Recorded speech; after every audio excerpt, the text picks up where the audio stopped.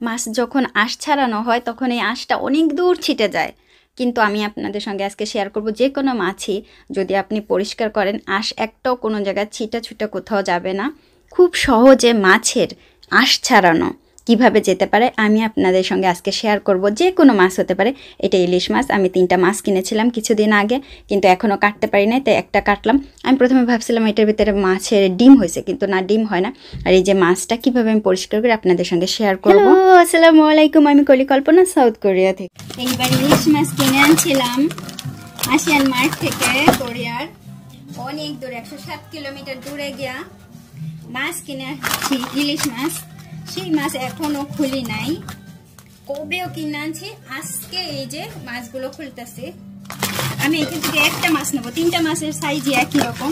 এই প্রথমটাই নিলাম, আর 2টা আবার আমি ফ্রিজে ডিপে রেখে দেবো। এইভাবেই কোরিয়ার মাটিতে ইলিশ মাছ আমি বহু বছর পর কিনলাম। ইলিশ মাছের সাইজটা এরকম, 3টাতে মানে 1 কেজি না 800 গ্রাম এরকম হবে। যাই হোক না কেন, কোনো সমস্যা নেই। আজকে আমি আপনাদের দেখাবো এই যে ইলিশ মাছ আমি কিভাবে আঁশ পরিষ্কার করি। একটা পাত্রে বা বলে নর্মাল একেবারে ঠান্ডা পানি নেবেন, আর যেরকম মাছ হবে মাছটা এরকম একটুক্ষণের জন্য ভিজায় রাখতে হবে।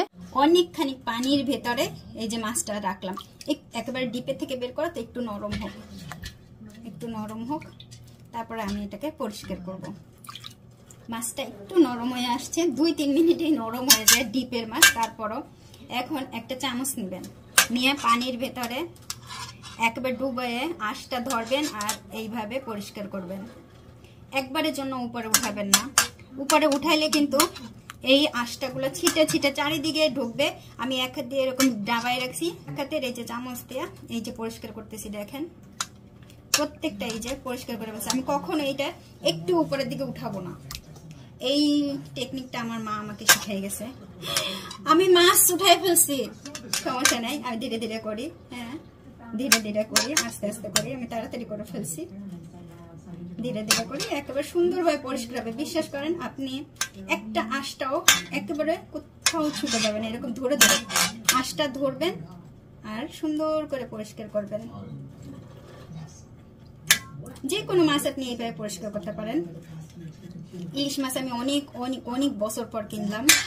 ইলিশা মাছ খাইতে ইচ্ছা করতেছিল, জানটা বাইরে যেতেছিল, কিন্তু কিনে নাও অনেক দিন ঘরে রাখছি, ডিপে রাখছি, টাইম পাই নাই।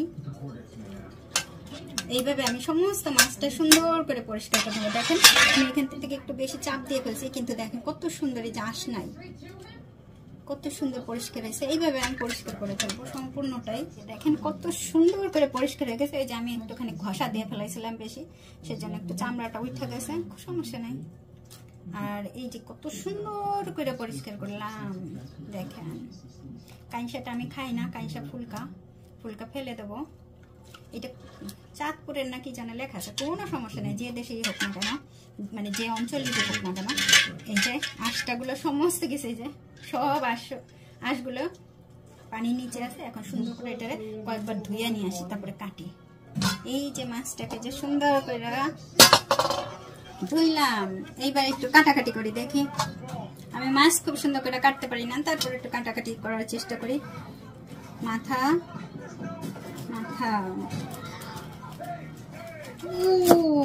শক্ত, কাঁইশা কখন ফেলাবো কি জানি।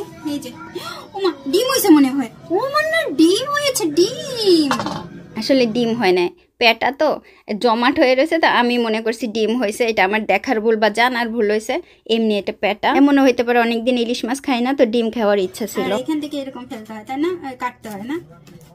আম্মাকে দেখতাম, আমি কয়েকবার কিনছি, কিন্তু খুব বেশি কিনি নাই। মাছ কি পানিতে ভিজিয়ে রাখতে হয় ইলিশ মাছ কাইটা?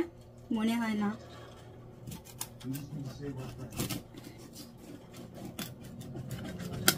ও মনে হয় এই আলাদা রাখতে হয়, তাই না, পানিতে ভিজানো লাগে না মনে হয়, না, টেস্টটা নষ্ট হয়ে যায়। একটু পরে ধুবো আনে আবার। তো এখন এইটারে কি করব, ভিতরে এখনো বরফ, বুঝছেন, এসে ডিপের থেকে বাই করছি না, এখনো বরফ। আমার আম্মাকে দেখতাম এইভাবে, কিন্তু এখন তো বরফ, বুঝছেন।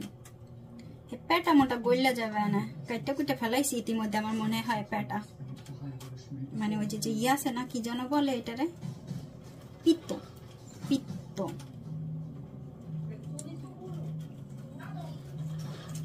এটা তো ফুটা হয়ে বাইরের থেকে, ও মা, ও নো,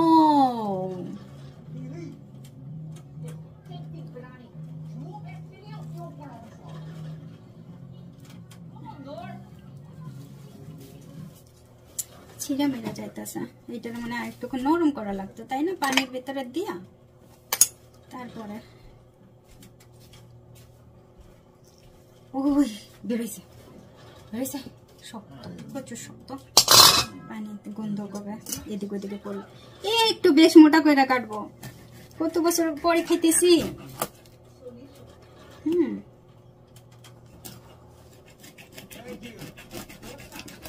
আজকে আমাদের বাড়িতে আপনাদের ইলিশের দাওয়াত।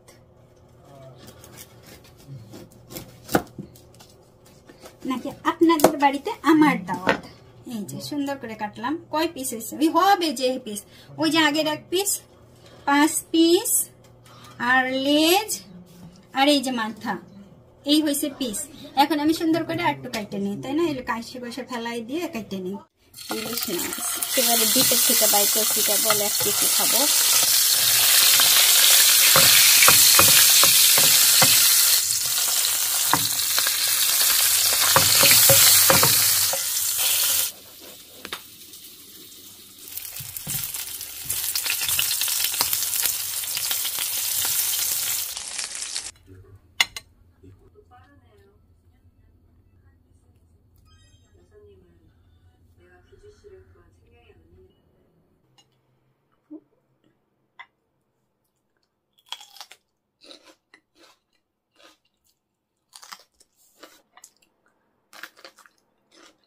ইলিশ মাছ ভাজা, বেগুন ভাজা, মরিচ সামজাং।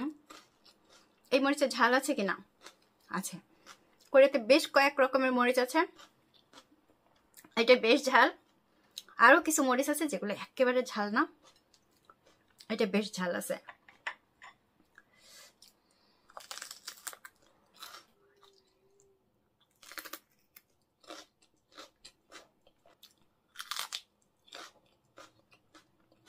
পেঁয়াজ,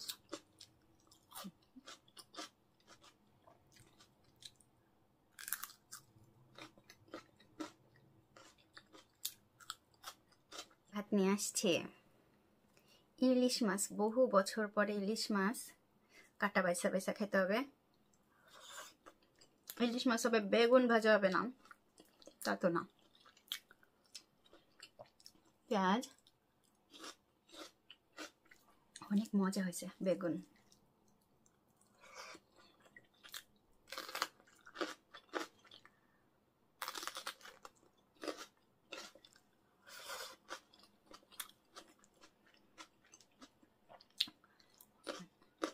বেওয়া অনেক ঝাল।